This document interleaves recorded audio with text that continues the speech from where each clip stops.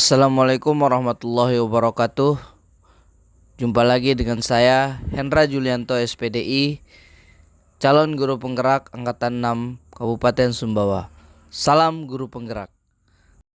Kali ini saya akan menyampaikan koneksi antar materi, refleksi dan kesimpulan pemikiran Ki Hajar Dewantara pada modul 1.1. Sebelum mempelajari konsep pemikiran Ki Hajar Dewantara, dalam melakukan pembelajaran di kelas, saya masih kesulitan untuk melakukan pembelajaran yang berpusat pada murid. Dalam menyampaikan materi, sering mengejar target tanpa memperhatikan perasaan, kemampuan, dan bakat murid. Selain itu, ketuntasan KKM menjadi target utama untuk dicapai tanpa saya melakukan refleksi dan penguatan pembelajaran, sehingga keberhasilan pembelajaran saya tidak dapat mengetahuinya. Selanjutnya juga, sebelum mempelajari konsep pemikiran Ki Hajar Dewantara, saya dalam melakukan pembelajaran hasil akhir adalah segalanya, tanpa melihat proses murid dalam belajar, sehingga terjadi sekat antara murid yang pandai yang lebih saya perhatikan dibanding dengan murid yang memiliki nilai rendah, sehingga kepercayaan diri mereka menurun.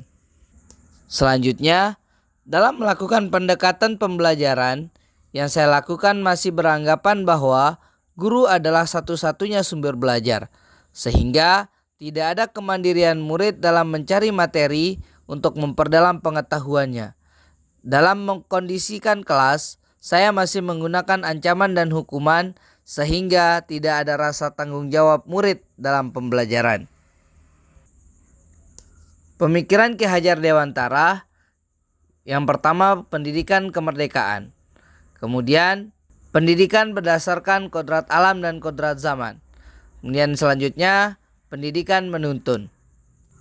Setelah mempelajari pemikiran Ki Hajar Dewantara, pendidikan yang sesuai dengan kodrat alam dan kodrat zaman, saya memahaminya bahwa setiap anak memiliki karakter dan kemampuan yang berbeda-beda, serta tidak dapat dipungkiri bahwa anak memiliki kelebihan dan kekurangannya masing-masing. Dalam hal tersebut, membuat saya semakin yakin bahwa dengan memberikan kepercayaan, tuntunan, dan menggali lebih dalam kodrat anak, maka akan ketemu dengan potensi yang ada pada diri mereka. Pendidikan yang memerdekakan.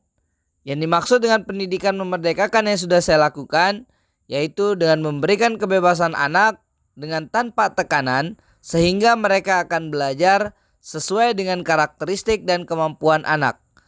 Karena masing-masing anak memiliki gaya belajar yang beragam. Ada yang belajar dengan audio, visual, dan ada juga yang belajar menggunakan audio visual. Sehingga tugas guru membuat pembelajaran mampu mengakomodir gaya belajar anak yang beragam tersebut. Selanjutnya, strategi yang saya lakukan adalah dengan menggunakan pendekatan yang berpusat pada murid melalui metode belajar yang variatif, sehingga siswa senang dan semangat dalam mengikuti pembelajaran. Selanjutnya, pendidikan menuntun. Setelah saya mempelajari pemikiran Ki Hajar Dewantara, bahwa sebagai seorang guru, saya menyadari bahwa anak bukanlah kertas kosong yang sudah tertulis penuh, tetapi anak merupakan kertas kosong yang sudah terisi dengan tulisan buram. Tugas gurulah untuk menebalkan tulisan tersebut, sehingga guru harus mampu menciptakan pembelajaran yang menyenangkan, bukan pembelajaran yang tertekan. Guru sebagai teladan yang selalu dilihat dan ditiru oleh murid, baik dari perkataan maupun perbuatan. Untuk itu, dapat menanamkan budi pekerti yang baik, serta menjadi pendidik di depan sebagai contoh, di tengah sebagai penyemangat, dan di belakang sebagai pendorong untuk keberhasilan murid. Ingarso sung tulodo ing madya mangun karso tuturi handayani. Penerapan pemikiran Ki Hajar Dewantara yang sudah saya lakukan, yang pertama adalah berusaha menjadi teladan bagi siswa baik dalam perkataan maupun perbuatan.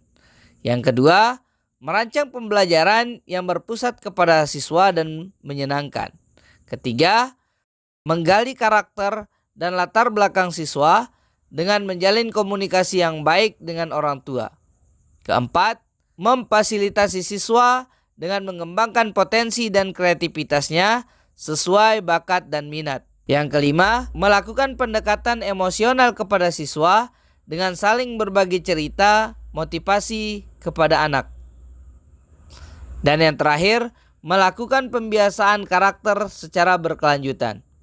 Demikian koneksi antar materi, refleksi dan kesimpulan pemikiran Ki Hajar Dewantara.